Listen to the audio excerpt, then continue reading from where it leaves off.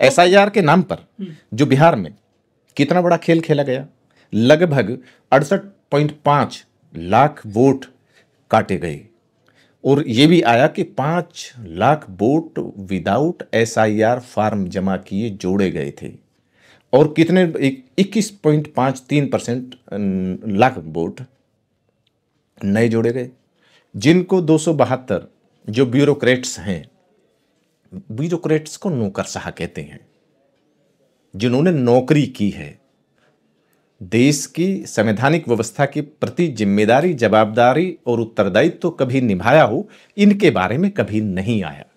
देशवासियों के संवैधानिक अधिकार, मूल अधिकारों की सुरक्षा के लिए निजीकरण के नाम पर देश के साधन संसाधनों को हड़पा जा रहा है। देशवासियों को सस्ता सुलभ मजदूरों की मंडी बनाकर उनकी आवाज को दफन करने के लिए शिक्षा, चिकित्सा, स्वास्थ्य सुविधाएं छीनकर उनके हलक से आवाज खींची जा रही है। बिना योग्यता परीक्षा के collegium, lateral entry, outsourcing, contract या प्रतिनियुक्ति के आधार पर देश पर राजनीतिक गुलाम थोपे जा रहे हैं। इस पर कभी उन्होंने आंदोलन नहीं किया, कभी कोई नहीं लिखा, एकदम से जीवित हो गए। चाहे वो नौकरशाह हों या अपने आप को जज कहते हों, ऐसा कोई जजमेंट जो देश के हित में आया हो, ऐसा कोई आंदोलन जो देशवासियों की संवैधानिक व्यवस्था को सुरक्षित करने के लिए, सुनिश्चित करने के लिए आया हो, या देश पर, देश की संवैधानिक व्यवस्था को धर्म एक अफीम है, भाग्य और भगवान के नाम पर उनके मायावी तिलिस्मी और काल्पनिक दुनिया में कैद करके उनके सामाजिक, आर्थिक, राजनीतिक, शैक्षणिक और मानवीय अधिकारों को हड़पा जा रहा है, उन्हें तिरस्कृत किया जा रहा है, बहिष्कृत किया जा रहा है, इस पर आवाज उठाई हो।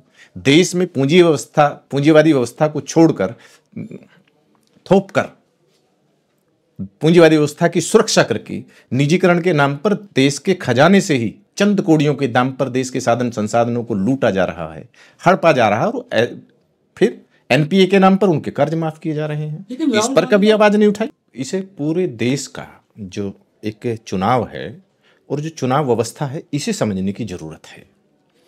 बीजेपी गठबंधन में लगभग 40-45 पार्टियों का गठबंधन रहा और उस गठबंधन को 34% वोट मिला। 34% से जो अन्य वोट है, लगभग 66% वोट विपक्ष को मिला।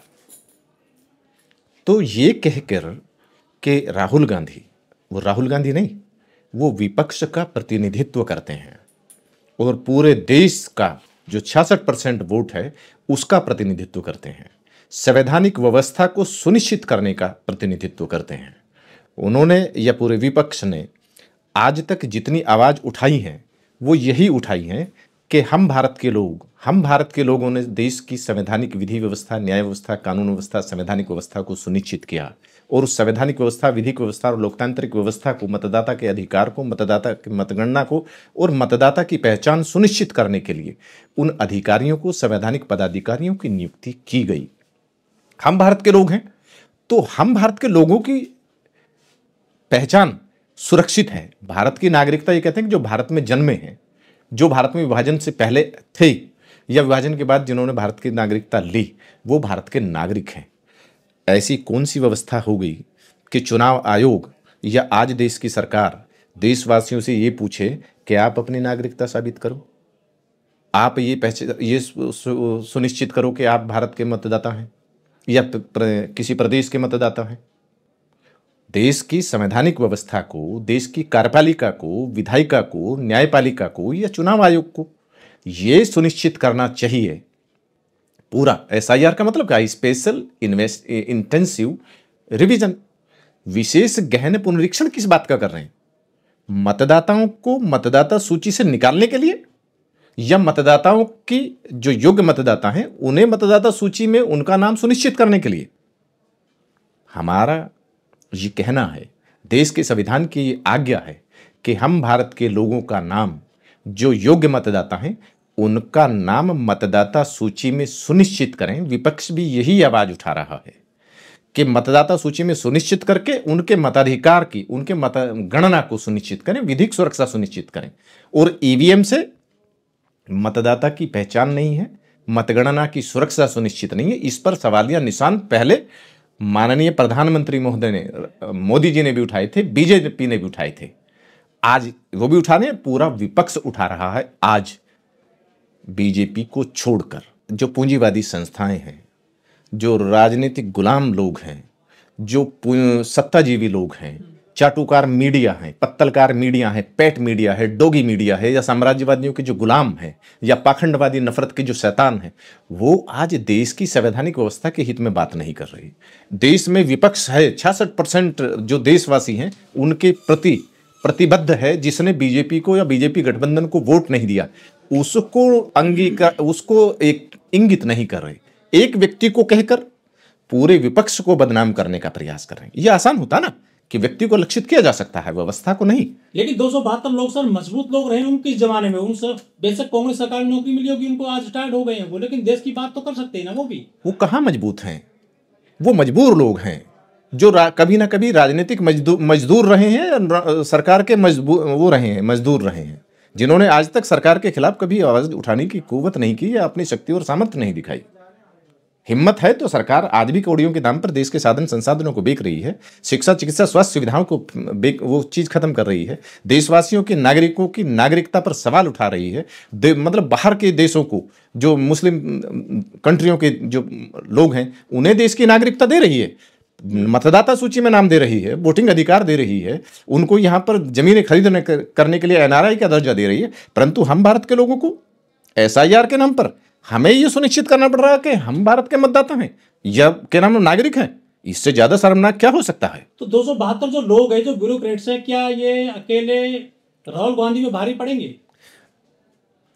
एक कांग्रेस है या विपक्ष है, उसे एक व्यक्ति को कहकर और पूरे देश को चुप करने का प्रयास किया जा रहा है। 150 करोड़ का देश है सर, ये 150 करोड़ का देश है, परंतु वहां पर भी एक है जो पूंजीपतियों के राजनीतिक गुलाम हैं, पाखंडवादी नफरत के शैतानों का प्रतिनिधित्व करने वाले लोग हैं, जो भाग और भगवान के नाम पर संविधान विरोधी व्यवस्था को हम पर थोप रहे हैं, उनको तो आज तक नहीं कर रहे।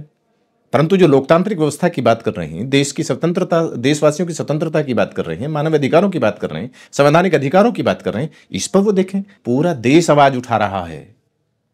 पूरा देश, केवल एक राहुल गांधी को क्यों आवाज उठाया जा रहा है? बहन मायावती जी ने, बसपा ने, और जितने और संगठन हैं, बहुजन संगठन हैं या जितने क्षेत्रीय दल हैं, उन्होंने वो कब से मांग कर रहे हैं कि सब, ये देश सबका है, चुनिंदा मुट्ठी भर या जाति के लोगों का नहीं है। देश देशवासियों का है। देश की एकता और अखंडता को, भाईचारे को सुनिश्चित करें। जन्म जाति के आधार पर वर्ग विभाजन करके जो साम दाम दंड भेद छल कपट मर्म भेद की राजनीति करते हैं, इनसे बड़ा कोई शैतान नहीं है। तो विपक्षी लोग क्या राहुल गांधी का साथ देंगे आज की डेट में? पूरा देश के नाम है। आज जब वो जाता है या विपक्ष की कहीं पे रैली होती है तो पूरा देश वहां जाता है, परंतु चुनाव के नाम पर एसआईआर, इससे सत्तारूढ़ पार्टी है वो घबराई हुई है, और एसआईआर के नाम पर या तरह तरीके की उन चीज़ों के नाम पर, पहले कहते थे कि आधार कार्ड है, ये बहुविकल्पीय पत्र वो है, परिचय पत्र है सरकार की तरफ से, आज आधार कार्ड को ही दूर कर दिया। तो इनकी कथनी और करनी में फर्क है। ये आज कुछ कहते हैं, कल कुछ कहते हैं, इनका कहीं कुछ नहीं है।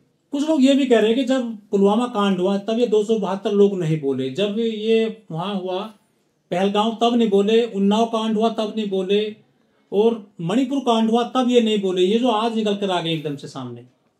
ये जो बोल रहे हैं वो सही बोल रहे हैं कि जब जब मोदी या साम्राज्यवादी ताकतें या पूंजीपतियों के राजनीतिक गुलाम या बीजेपी या आरएसएस जब जब फंसती है तो कहीं ना